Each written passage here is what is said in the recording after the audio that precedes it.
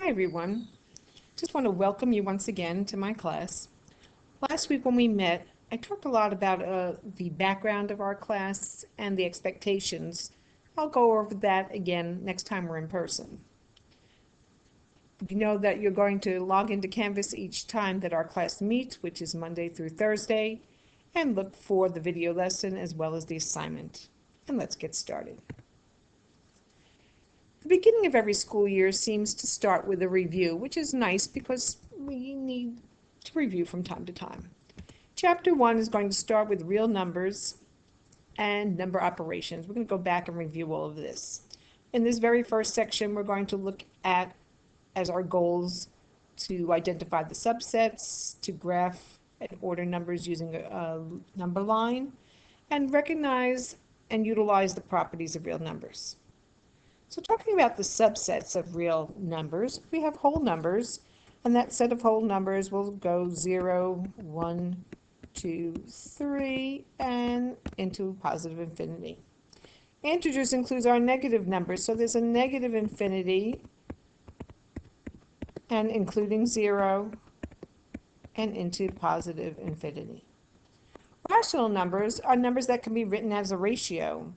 I can have 2/5 or 1/2. They can also be written as repeating or terminating decimals. 1/2 could be 5/10.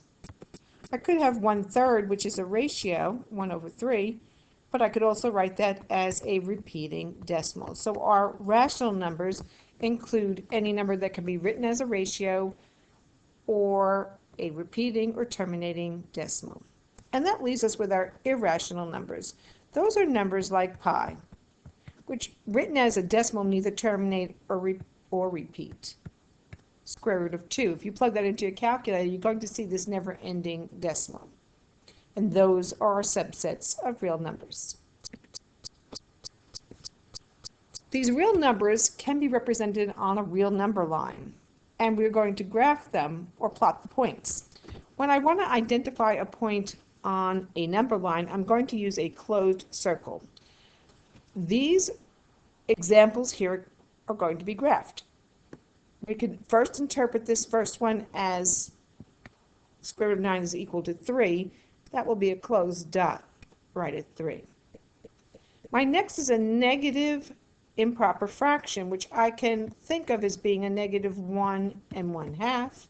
So that I'm going to go on my negative side. This is -1.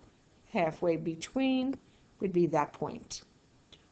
+1. I'm going to skip over square root of 7 for just a moment. I'm going to go to -2 and 5/10.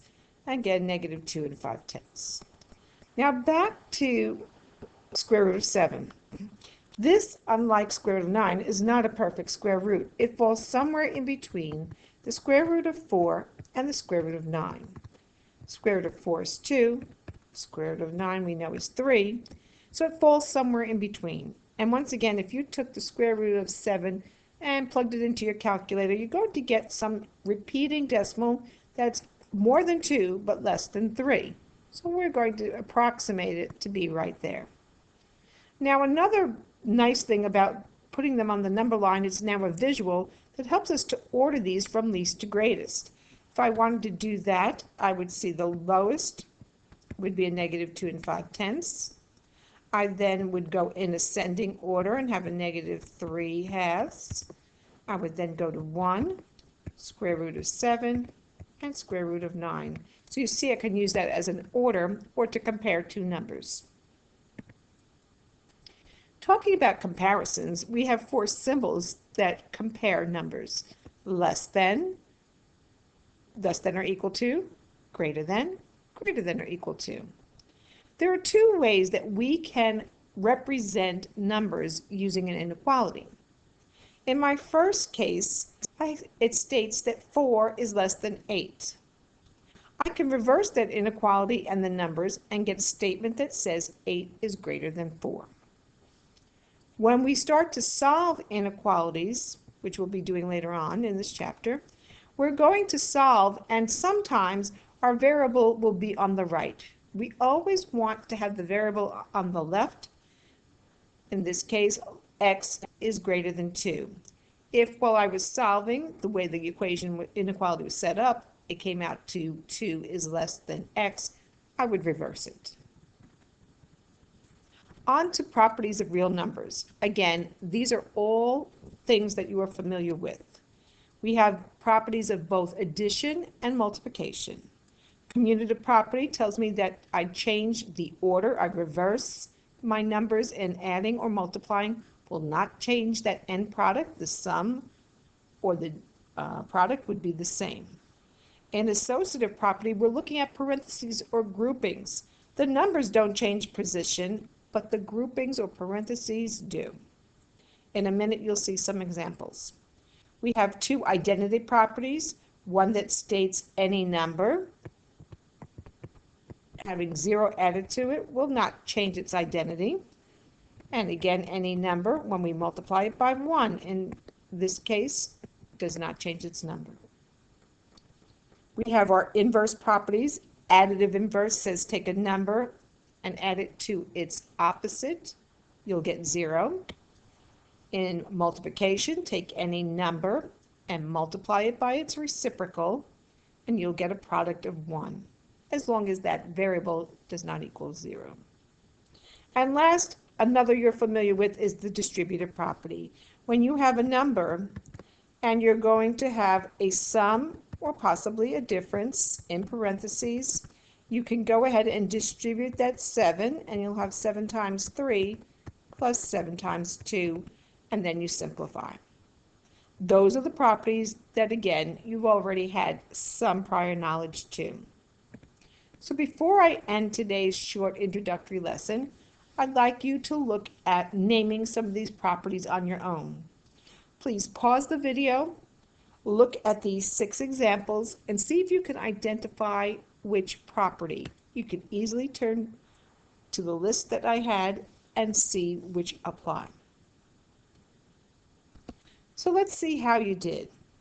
In my first one, key to this one is I'm noticing that 9, 18, and 12 is in the same order on both sides of the equal to sign. What changed was the grouping, so this is an associative property. It is the associative property of addition. In my next one, I have a -6 plus 6 equals 0.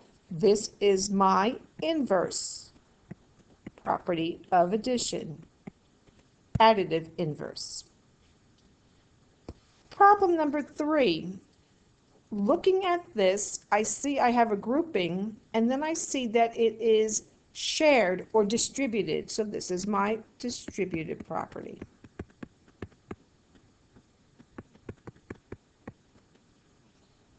The fourth one, don't let it fool you, has 8, 3, 5, and then 5, 8, 3. Order changed, but the grouping did not. This is a commutative property.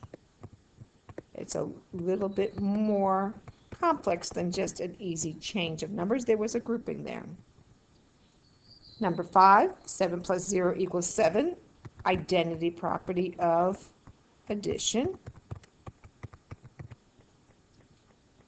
13 times 25 times 4. Now you notice that the grouping changed.